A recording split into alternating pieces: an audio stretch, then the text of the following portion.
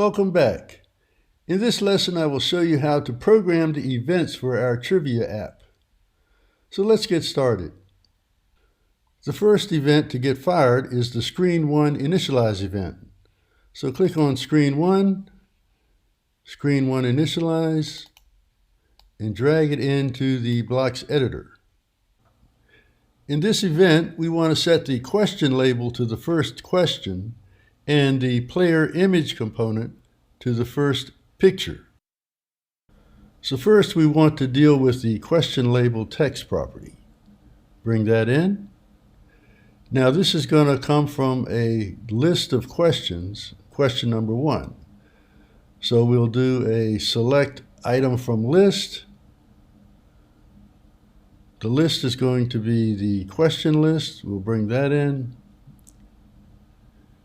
And the question is going to be the current question index, which is currently set to 1. So let's repeat the process for the player image. First, select the player image picture property. Bring that in. Then find the select item list and choose the P list as the list. And finally, set the index number to the current question index. So now if we were to test our app, we should see question 1 displaying when the app starts. Let's do that now. So I'll click on Test, Connect to Companion. Then I'll scan the barcode.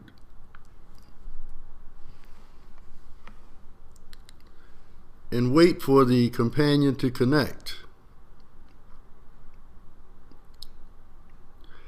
And there is our first question, which shows when the app starts. Now let's program our next button's click event. First, let me make some room on the screen. I'll move this up. First, I'll double-click these two blocks to collapse them. To make more room, I'll move this up. I'll move this up.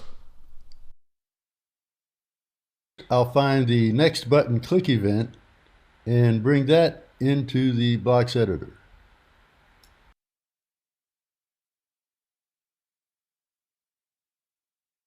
Now I'll find a set variable, bring that in, and set the name to current question index. Now we need a math block, which will return the sum of two numbers. So I'll drag that in. Let's set the left side of the equation to current question index and the right side to a value of 1. Now let's set the question label text and player image picture properties just as we did in the app start event. So we can simply duplicate these blocks into the next button click event.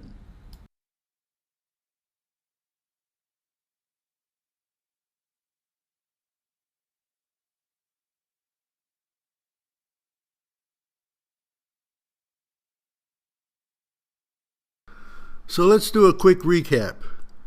When the next button is clicked, we will increment the current question number. So for example, question 1 becomes question 2, question 2 becomes question 3, and so on. Then we set the question label and the player image for that new question. Let's test our app again to see if this works. If I click on the next button, there's question number 2, question number 3, question number 4, question number 5, and when we click on question number 6, we get an error. The error reads, attempt to get item number 6 from a list of length 5. In other words, our current question index is 6, but we only have 5 items in our list. Getting an error such as this is almost inevitable when you're first learning how to program. The important thing is to know what to do to prevent the error from occurring. So let's return to the blocks editor and see if we can fix this problem. So here we are back at the blocks editor. You'll find that there's usually more than one way to fix an error. In our case, we'll be using something called an if-then block, which is located in the control category. So I'll navigate to control, select the if-then, and place it as the very first statement in our next button click event.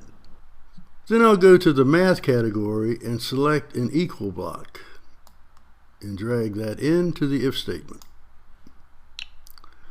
This block will check to see if two numbers are equal to each other. So the first number to be compared is going to be the question index. So I will bring that in to the left side of the equation. And the value that I'm going to check for is the value 5. So I'll go to the math block, pick the number block, and change its value to 5. So if the current question index is equal to 5, we want to set its value back to 0. So I'll come up here to the set current question index and bring that into the then block. So I'll go back to the math category, select a number block, and drag in the number 0. So to recap, if the current question index is equal to 5, set the current question index back to 0. Now when we add 1 to the current question index, it will be equal to 1. Notice that this only applies if the current question index is equal to 5. So this should fix our error. Let's run our app again and check out the results. Okay, we're at the first question. I click next. Second question. Third question. Fourth question. Fifth question. Now when we click next, we're back to question number 1. So it looks like the error has been corrected. Now this code seems to work great for our 5-question quiz. But what if you had more questions? What if you had 10, 15, or even 20 questions? I'll explain how to deal with that situation in the challenge that follows this lecture. So let's stop right here. In the next and final lecture for this series, we'll learn how to evaluate the user's answers and to program the submit and help buttons. So I'm looking forward to seeing you in the next video. And thanks for watching.